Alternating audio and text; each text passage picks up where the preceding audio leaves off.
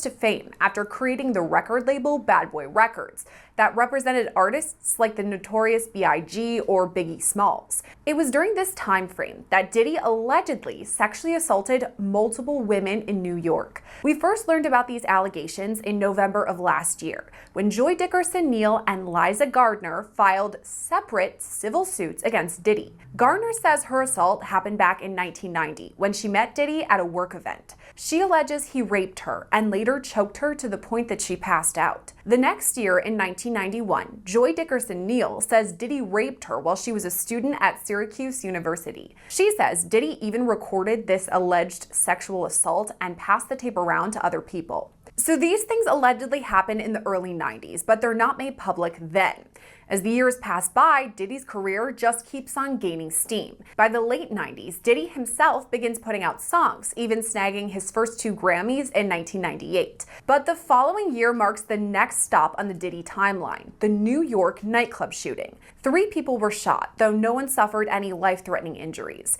Diddy, the rapper Shine, and a man named Jamal Barrow were all arrested, and so was Diddy's then-girlfriend Jennifer Lopez. J-Lo's charges were dropped, but both Diddy and Shine went to trial. Diddy was acquitted, but Shine was convicted on charges of attempted murder and criminal possession of a weapon. He was sentenced to 10 years in prison. Now, in recent months, there's been allegations that Shine took the fall for Diddy, and on top of that he forced J-Lo to carry an illegal weapon. All of this leads us into the new millennium, though. A woman, only identified as Jane Doe, says Diddy raped her in 2003 when she was just 17. In the lawsuit she filed last year, she included pictures of herself at Diddy's recording studio in New York. From there, we fast forward to late 2005 or 2006, when Diddy met Cassandra Ventura, who would later be known publicly as the singer Cassie. According to Cassie's lawsuit, she started working with Diddy when she was just 19 years old, and he was 37. She says Diddy began, quote, almost immediately asserting possession and control over her, and inserting himself into all aspects of her career and her personal life. That includes things like forcing Cassie to use illegal drugs and have sex with prostitutes as Diddy watched or masturbated. She also alleges he recorded many of these interactions. The next stop on the Diddy timeline is 2011, when Cassie had a brief flirtatious relationship with rapper Kid Cudi. She says that in 2012, Diddy told her that he was going to blow up Kid Cudi's car and that he wanted to ensure that Kid Cudi was home with his friends when it happened.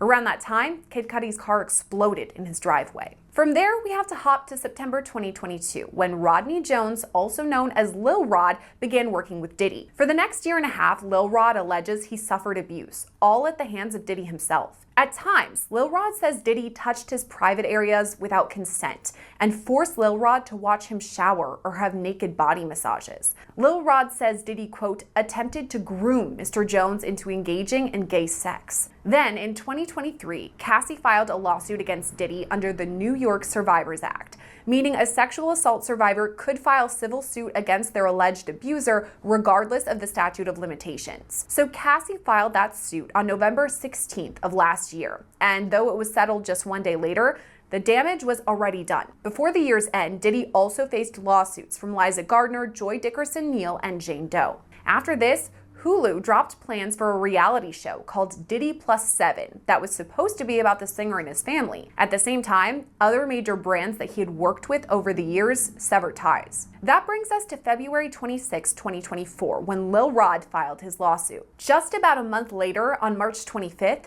federal investigators raided 2 of Diddy's homes in both Los Angeles and Miami. The same day, Diddy's alleged drug mule, Brendan Paul, was arrested at the Miami airport. He was charged with cocaine and marijuana possession, but avoided any jail time with a plea deal that required him to enter a drug diversion program. That moves us to April 4th, when Diddy is named a co-defendant in yet another civil lawsuit, this time involving the sexual assault of a woman on a yacht. Diddy's son, Christian, or King Combs, is also listed in the suit. Over the next few weeks, Diddy then files motions to dismiss several of the civil lawsuits against him, but he makes news once again on May 17th when CNN releases shocking surveillance video showing Diddy brutally attack Cassie in a hotel hallway. 2 days later, on May 19th, Diddy posted this to his Instagram. I was f***ed up.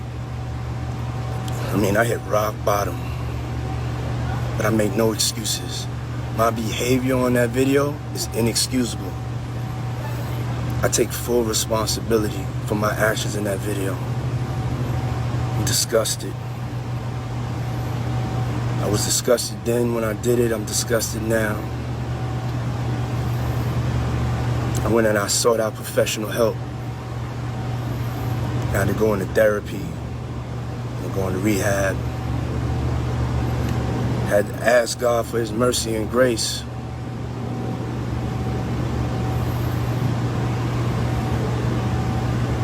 I'm so sorry.